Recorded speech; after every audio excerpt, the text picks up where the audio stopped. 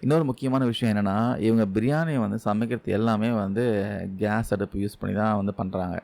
முழுசா வந்து விறகு அடுப்புல மட்டும் தான் சமைக்கிறாங்க. அந்த விறகு அடுப்புல வந்து பிரியாணி வேகறதுனால ருசி பார்த்தீங்கன்னா, வேற லெவல்ல இருக்கும். அது வந்து எந்த கேஸ் அடுப்புல செஞ்சாலும் கண்டிப்பா வராது. சரி ஒரு மட்டன் பிரியாணி வந்து ஆர்டர் பண்ணியாச்சு. காரமா சாப்பிட்ட அப்புறமா கொஞ்சமாச்சும் ஒரு இனிப்பா ஏதாச்சும் சாப்பிட்டா நல்லாயிருக்கும்னு தோணுச்சு. அதனால இந்த வாட்டி பார்த்தீங்கன்னா, ஃப்ரூட் சாலட் வித் ஐஸ்கிரீம் வந்து ஆர்டர் பண்ணியாச்சு. ஃப்ரூட் சாலட்லயே பார்த்தீங்கன்னா, கொஞ்சம் ஐஸ்கிரீம் வச்சு குடுத்தாங்க. ஜஸ்ட் ஒரு ஸ்கூப் ஐஸ்கிரீம் தான் வச்சு குடுத்தாங்க. டேபிள்ல பார்த்தீங்கன்னா, தல வாழை இலை போட்டாச்சு. தண்ணி பாட்டிலும் வச்சாச்சு.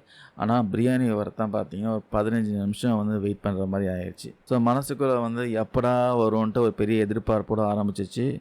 ஸோ, ஃபைனலா பார்த்தீங்கன்னா, நம்ம ஹீரோ வந்துட்டாரு. சூடான ஆவி பறக்கும் Ambur star mutton biryani. So, அந்த பிளேட்ல இருந்து இந்த பிரியாணிய வந்து இலையில கொட்டுறப்போ, அந்த உதிரி உதிரியான பதத்த பாருங்க.